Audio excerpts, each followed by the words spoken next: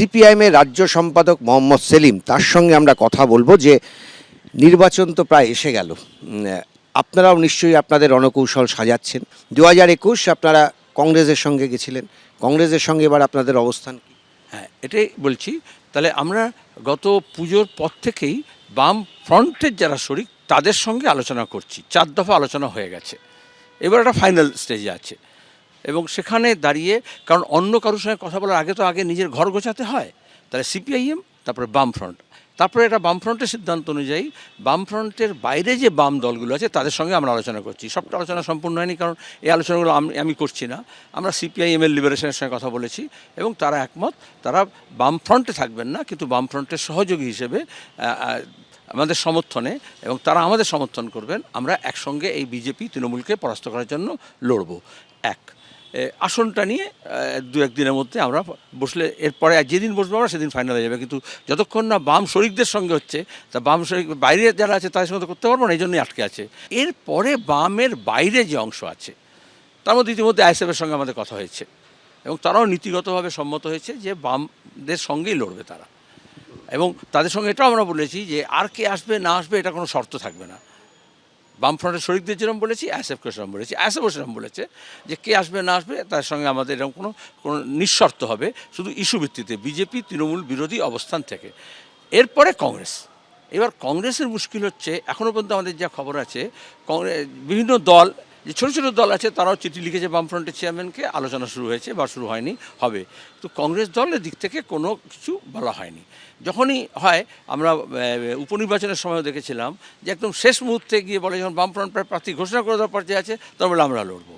তো যখন আমরা ফেব্রুয়ারি মাস থেকে বলেছি প্রস্তুতি শুরু হয়েছে গতবারের, এবছরের ফেব্রুয়ারির মধ্যে যদি না বলে তা কবে বলবে? এই জন্য আমরা 31শে জানুয়ারি পর্যন্ত ঠিক করেছিলাম যে 31শে জানুয়ারির মধ্যে জানবো।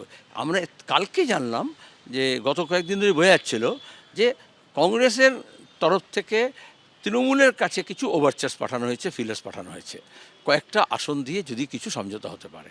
সেই জন্য আমি বারবার বলছি, গত কয়েকদিন ধরে কী বলছি, যে তোমাকে প্রথমে অবস্থান পরিষ্কার করতে হবে রাজনীতিগতভাবে। বামফ্রন্টের সঙ্গে সমঝোতা করতে হলে আগে রাজনীতিটা স্পষ্ট করতে হয়, এবং সেই রাজনীতিটা হবে বিজেপি তৃণমূল বিরোধী, সাম্প্রদায়িকতা বিরোধী, সাম্রাজ্যবাদ বিরোধী এবং খেটে খাওয়া মানুষের পক্ষে। এটা যদি এই অবস্থান না থাকে তাহলে সমঝোতা হবে না। এটার জন্য কালকে দেখলাম উনি বলছেন যে ব্লক সভাপতিরা বলবেন। আমি বলেছি তাড়াতাড়ি বলতে হবে, সিদ্ধান্ত নেওয়া হচ্ছে না, সিদ্ধান্তহীনতা ঠিক নয়।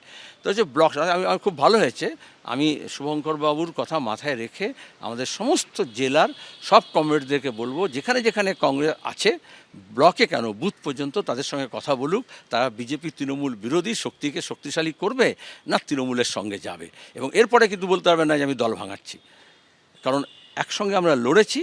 এবং যারা এখনও অধ্যাবসায় সহকারে বিজেপি তৃণমূলের বিরুদ্ধে লড়ছে, তৃণমূলের কাছে মাথা নোয়ায়নি, সেই কংগ্রেস কর্মীদের আমি শ্রদ্ধা করি।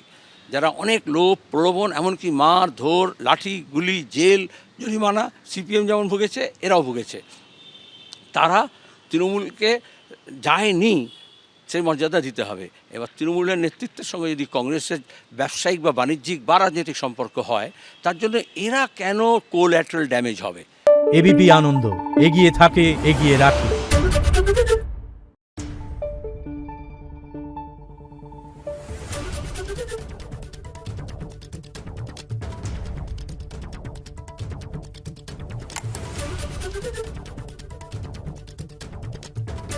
Thank you.